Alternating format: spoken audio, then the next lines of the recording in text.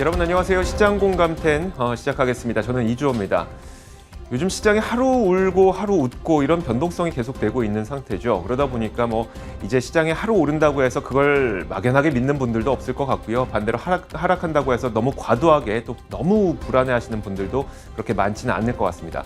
자, 어쨌든 그럼에도 불구하고 현재 시장 변동성은 상당한 수준에 오고 있는 상태이니까요. 이게 시장에 그렇게 좋을 리는 당연히 없습니다. 어제만 보더라도요, 시가총액 상승 종목에 위치했었던 이 반도체주들이 또 오늘은 하락 종목에 좀 위치해 있는 그런 상태고요. 반면에 러시아와 우크라이나가 2차 협상을 진행했지만 큰 소득이 없었다는 그런 소식이 전해진 이후에 결국 이런 혼란스러운 시기에 물동력을 해소할 수 있는 게 바로 해운주다 보니까 오늘 HMM이 7% 넘게 또 크게 급등하는 움직임이 나타나고 있더라고요. 자, 이런 걸 보면서 결국은 매일매일 대응이 굉장히 중요해지는 그런 구간이구나 라는 생각을 하게 됐는데, 자, 현재 시장 상황 지수 한번 보도록 하겠습니다. 코스피는 1.27% 큰 폭으로 하락하고 있는 가운데 코스닥 지수도 거의 1% 가까운 낙폭을 기록하고 있습니다. 자, 과연 그러면 이런 시장에서는 어떻게 대응해야 되는지 오늘도 전략 한번 짜봐야 되겠죠. 잠금 해제부터 이어가도록 하겠습니다.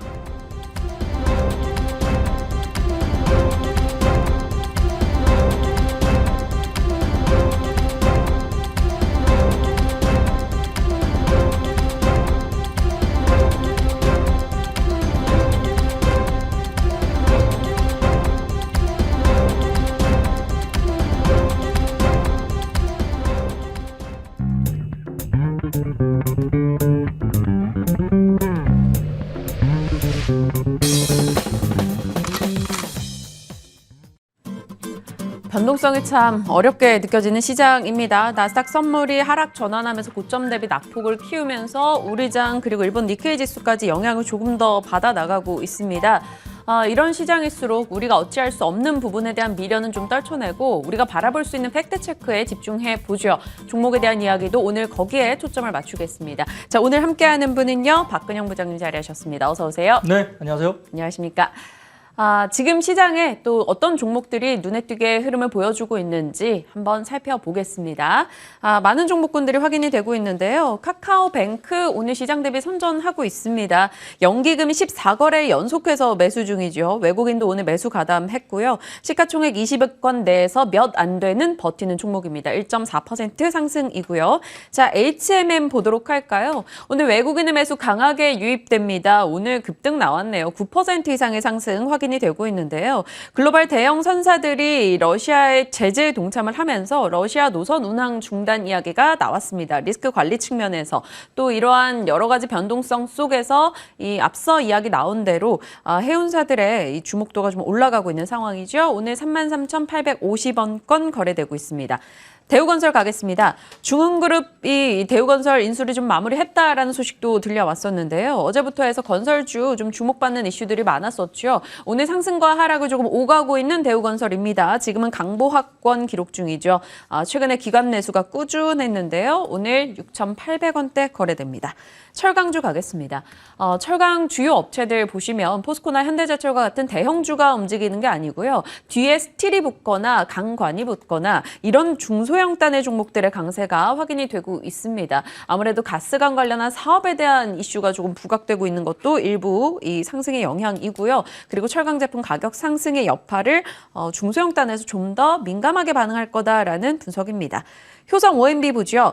밀 선물값이 2008년 이후 최고치라고 하죠. 요즘 이 유기질 비료 원재료를 생산하는 기업인데요. 오늘장 급등 진행됩니다. 27% 이상의 상승 나오면서 12,450원권 거래되고 있죠.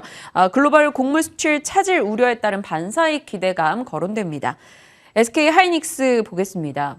어제 상당히 좋은 흐름 보였었는데요. 오늘 3% 이상 밀립니다. 밤에 이 반도체 관련주들 줄줄이 떨어졌던 바가 있었죠. 뉴욕장에서 그 여파 받아가면서 어제 올랐던 국내 반도체사 모두 내려갑니다. 참 외국인의 수급 줏대 없이 느껴지네요. 어제는 강하게 매수하더니 오늘 장에서는 또 강한 매도가 SK 하이닉스로 집중되고 있습니다. 어려워요, 부장님. 전략 좀 챙겨보겠습니다.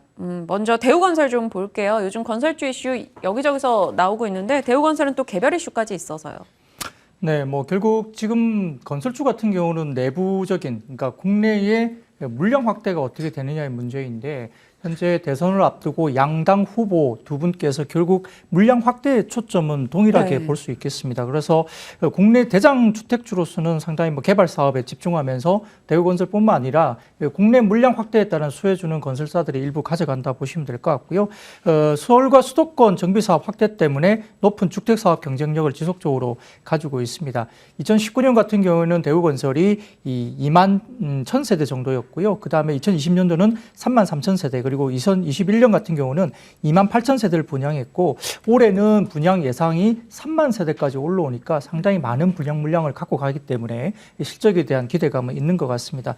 주택 매출 성장 본격화, 그리고 해외 사업 방향성도 상당히 좋은데, 지금 해외 부분에서는 나이지리아 프로젝트죠. LNG T7 이라크 항만공사 매출이 있기 때문에 최근에 LNG 관련된 이슈가 또 있지 않습니까? 네. 그래서 이런 부분들도 상당히 지금 해외 부분에서 긍정적인 분위기로 가고 있는 상황이고요. 점차 고수익 프로젝트 매출이 꾸준하게 나오는 부분이기 때문에 아마 EPS 같은 경우도 상당히 높은 형식으로 우상향 그림이 그려지고 있고, 본업에서 결국 PER이 그렇게 높은 섹터가 아니었습니다. 그렇기 때문에 이 국내의 어떤 주택에 대한 분양의 확대, 그리고 해외 프로젝트 관련된 LNG 관련된 프로젝트 해외 수주가 결국 긍정적인 요인으로 볼 수 있겠습니다. 네. GS건설이나 이런 다른 종목군 대비해서도 대우건설이 메리트가 있을까요? 비슷하게 보셔야 될 것 같아요. 그러니까 그 건설주 가운데서 현재는 해외 건설 프로젝트 때문에 주가가 오른 것은 아닌 것 같고요. 네. 전체적으로 국내의 어떤 분양에 대한 물량 확대 기대감이 반영되고 있어서 국내 주택 사업 부분이 다소 조금 포지션이 있는 종목들 중심으로 우선적으로 보시는 게 낫고, 수급적으로 봐서는 지금 큰 주식, 그러니까 시가총액이 큰 종목은 시장의 수급이 그렇게 원활하지 않습니다. 그러니까 시가총액이 크고 좀 무거운 주식들에 수급이 쏠린다기보다는 다소 중소형주 쪽에서 움직임이 수급이 좀 활발하게 움직이고 있기 때문에 이런 부분도 좀 수급적인 영향도 있다 볼 수 있겠습니다. 네. 많은 개인 투자자분들이 개별 종목에 대한 대응을 좀 더 고민하시는 시기일 것 같아서 오늘은 섹터보다 개별 종목 이슈에 좀 초점을 맞추고 있는데요. 카카오뱅크도 개인 투자자분들이 좀 마음고생하는 종목이라 궁금합니다. 연기금이 왜 이렇게 사는 거예요? 네, 우선 많이 빠졌죠. 고점 대비해서 많이 빠졌었기 때문에 이제 이 부분은 결국 금리가 지금 글로벌리 올라가는 추세인데, 네. 성장주로서의 플랫폼 기업으로서의 가치를 받으면서 주가가 많이 올랐었다가 금리가 본격적으로 올라가는 구간에서 결국은 많이 올라간 플랫폼 비즈니스의 멀티플을 다소 조금은 이제 거품이다 생각하고 좀 빠지는 부분이고요. 오히려 이제 전통적인 금융주들, 그러니까 하나금융지주라든지 이런 전통적인 금융주들이 과거에 싸게 거래됐던 것이 최근에 주가가 좀 꽤 많이 올라왔습니다.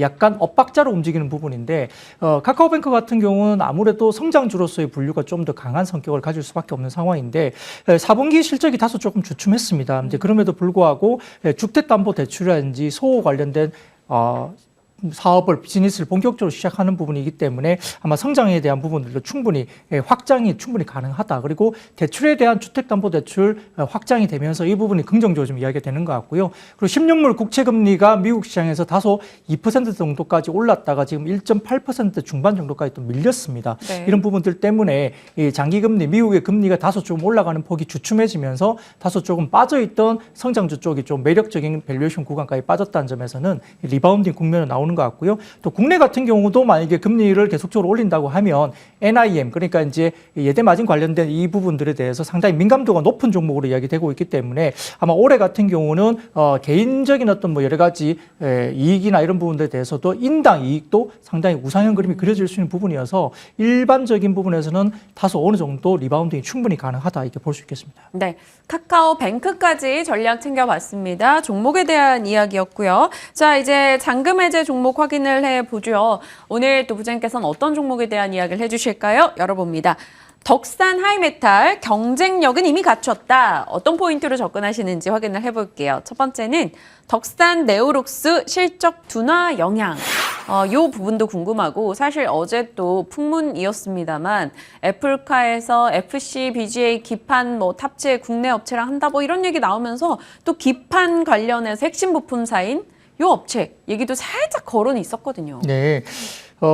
FCBGA 같은 사업이 애플카에 이제 탑재된다는 뉴스가 나오면서 사실 LG 이노텍이 가장 먼저 주목을 받았었는데 네. 이제 결국은 멀티플 상향 조정이 되는 겁니다. 국내 대부분 패키지 기판 관련된 종목들이 실적도 워낙 좋고요. 기존에 뭐 심텍이라든지 대덕전자, 코리아서킷을 포함한 이런 패키지 기판 관련된 종목들은 상당히 지금은 실적이 좋기 때문에 아마 제가 보기에는 한 단계 레벨업을 충분히 지금보다 더 할 수 있다고 좀 봅니다. 네. 여기에 따라서 주목을 받기 시작했는데 최근에 덕산하이메탈 주가 조정은 덕산 네오룩스 실적 둔화 영향 때문에 주가 눌림이 결국은 나왔습니다.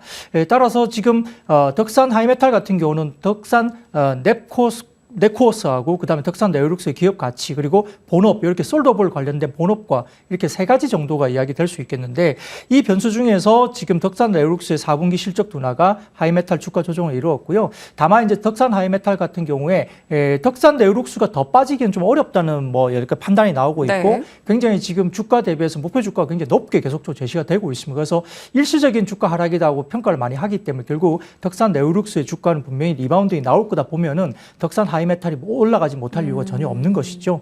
지금 작년 연결 실적에서 가장 눈에 띄는 것은 결국은 솔더볼입니다. 결국 솔더볼 같은 경우는 지금 전체적으로 지금 마이크로 솔더볼까지 해서 새로운 신제품도 상당히 호조를 보이고 있는 상황이고요. 솔더볼 매출이 1분기에는 118억 원이었는데 2분기에는 132억 원, 3분기 142억 원, 그리고 4분기가 178억 원으로 계단식 증가세가 꾸준하게 보이면서 이 솔더볼과 새로운 마이크로 솔더볼까지 계속 매출 증가가 나오고 있습니다.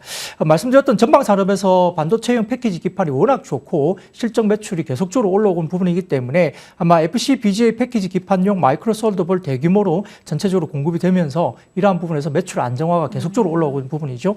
그래서 올해 연결 매출은 그 작년보다 68% 증가한 1,560억 그리고 영업이익단은 작년보다 182% 증가한 163억으로 지금 추정이 되는데요.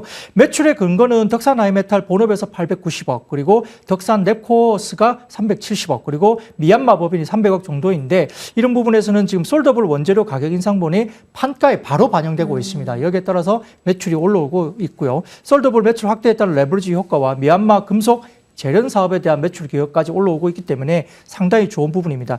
지금 국내 같은 경우에 지금 마이크로 솔더볼 관련된 대규모 공급을 할 수 있는 회사가 덕산 하이메탈 포함해서 사실상 두 곳밖에 없습니다. 거의 과점화됐다 보시면 네. 될 것 같고요. 여기에 따라서 주가에 대한 부분들도 안정적인 우상향이 충분히 그려질 수 있다 보겠습니다.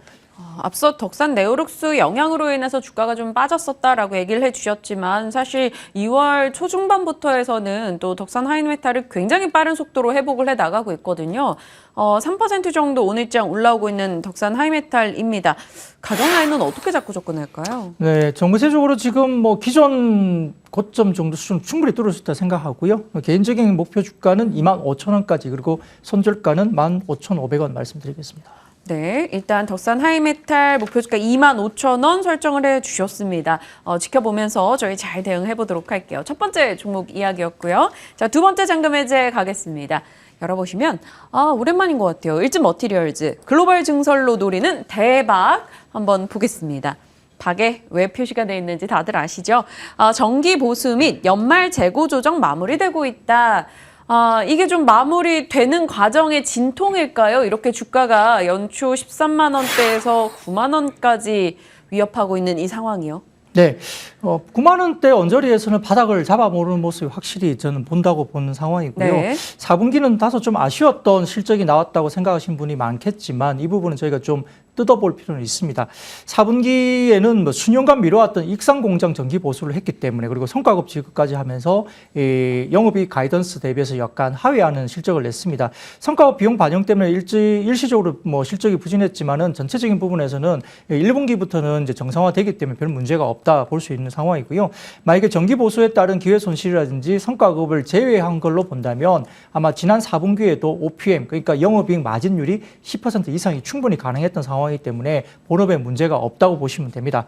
1분기 실적은 매출액이 2,120억 정도 추정이 되고요. OP 마진 영업이익은 216억까지 추정이 되기 때문에 아마 지난 4분기 대비해서 영업이익이 한 80% 가까이 올라온다 보시면 될 것 같습니다. 네. 굉장히 급격하게 이제 회복이 된다 볼 수 있겠고 전체적으로 지금 말레이 상공장인 캐파 2만 톤 정도 되는데 작년 말에 완공을 했습니다. 이쪽에 관련해서 말레이 상공장이 이제 매출 확대 가동률이 올라오니까 매출이 기여를 할 수 있을 것 같고요.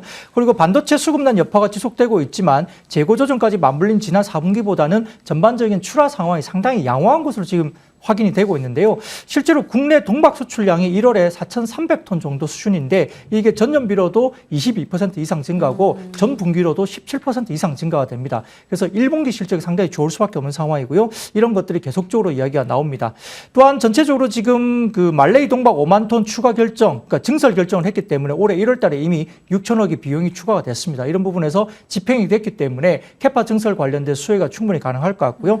두 번째로도 유럽 쪽에도 지금 유럽 법인의 6천억 증자가 진행됐기 때문에 조만간 공식적으로 유럽 쪽의 캐파 증설 뉴스가 공식화될 가능성이 높습니다. 이와 더불어서 그 뒷단에 미국 쪽의 캐파 증설까지 아마 공식화되기 때문에 아시다시피 2차 전지 관련된 종목들은 캐파 증설이 이루어지지 않으면은 실적에 따라서 주가 올라갈 수가 없습니다. 그래서 캐파 증설이 본격화되면서 유럽 그리고 미국 이렇게 순서로 캐파 증설이 본격적으로 가시화되고 아마 공시가 될 가능성이 높다는 점에서는 지금 현재 주가 수는 상당히 매력적이라고 볼 수 있겠습니다. 근데 궁금한 게요. 이렇게 동박하거나 박 쪽으로 했을 때는 SKC도 꽤나 메리트 있는 종목이잖아요. 네. 근데 말레이시아 공장도 SK와 이 일진 머티리얼즈 굉장히 가까운 걸로 알고 있어요. 위치적으로. 네. 근데 왜 더 일진 머티리얼즈에 점수를 주신 건지. SKC 같은 경우는 유화 관련된 섹터가 또 같이 있죠. 그런데 지금 보십시오. 최근에 보면은 뭐 대한유화나 롯데케미칼 주가가 확 밀렸습니다. 네. 그게 왜 그럴까요? 유가 급등을 하면 이런 유화 관련된 쪽이 사실 좀 쉽지 않죠. 오히려 유가 급등했을 때는 석유화학 제품이 좋은 S-오일이라든지 SK이노베이션 같은 종목들이 좀 더 영향을 받습니다. 긍정적으로 영향을 받겠죠. 그래서 SKC는 다소 동박 사업만 갖고 있는 것이 아니라 물론 뭐 다른 소재 사업을 상당히 잘 갖고 있지만 네. 이 유화 관련된 쪽에 약간의 뭐 석유화학 제품 이런 유가 관련된 영향을 좀 받는다 생각하시면 되고요. 지금 일진 머티리얼즈 같은 경우는 순수 동박이기 때문에 이런 부분에서는 좀 더 뭐 심플하죠. 외국인이 투자하기도 심플하고 또 확연하게 숫자가 보이는 부분들이 긍정적으로 확 돌고 있기 때문에 4분기 일시적인 부진은 일단은 좀 넘어가는 분위기고 저점을 잡고 있다는 점에서는 일진 머티리얼 상당히 매력적인 구간이라고 볼 수 있겠습니다.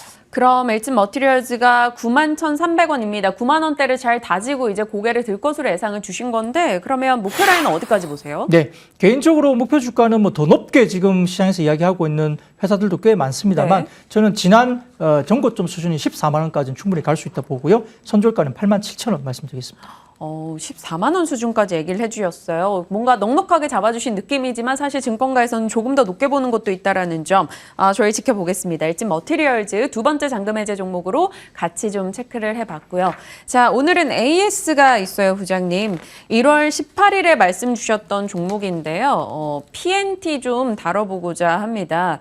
이게 사실 연초에 좋은 흐름 보이다가 시장과 함께 같이 상승을 다 토해냈었어요. 그러면서 2월 중순부터 또 강하게 시세를 줍니다. 지금 요거 어떻게 봐요? 여기 보유자 분이시라면 지금 다시 또 매수를 해볼지. 네.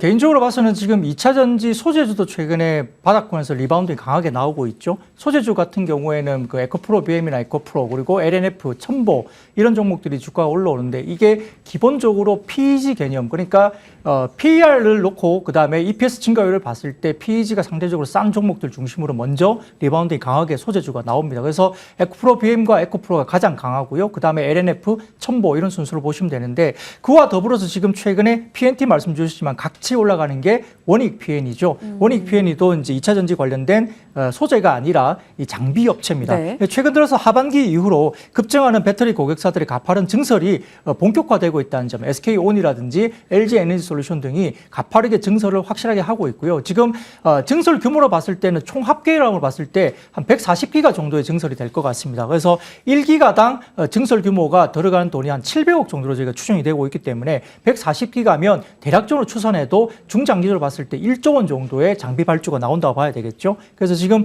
PNT뿐만 아니라 원익 PNE 같은 종목들도 상당히 가치 수위를 볼 수 있기 때문에 2차 전지 장비주들의 본격적인 주가 상승이 기대되는 국면을 말씀드리겠고요. PNT 뿐만 아니라 아까 말씀드렸던 원익 PNE도 같이 보시면 될 것 같고 아마 지금 PNT 같은 경우는 지금 전체적으로 작년 4분기 기준 지금 수주가 한 9천억 정도까지 올라왔습니다. 네. 작년 3분기 수주가 7,500억 정도 수준이기 때문에 한 분기 만에 1,500억 정도의 수주가 더 늘었죠. 그래서 향후에 실적 관련된 부분에서 매출 증가가 확연하게 안정적으로 담보되고 있다는 점 충분히 말씀드릴 수 있겠고, 그리고 사공장 증설이 있습니다. 이래서 지금 매출 가능 실적이 사공장이 증설이 되면 1조 원까지 매출이 올라옵니다. 그래서 전체적으로 지금 P&T 같은 경우는 시가총액 대비 매출 증가율이 상당히 높은 기업으로 볼 수 있죠. 여기에 따라서 관심을 가지시면 될 것 같습니다. 네, P&T, AS까지 함께 살펴봤습니다. 오늘의 종목 내용들 유튜브 통해서 다시 보기 가능합니다. 박근영의 잔금 해제 검색하시면 오늘의 내용들 그리고 그 이전의 방송도 같이 체크가 가능하고요.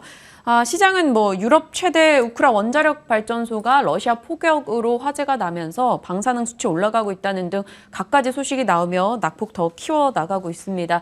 오늘 주말 앞두고 좀 객관적인 전략 잘 세우셔서 대비하시길 바랄게요. 여기서 인사 나누겠습니다. 박근영 부장과 함께했습니다. 고맙습니다. 감사합니다.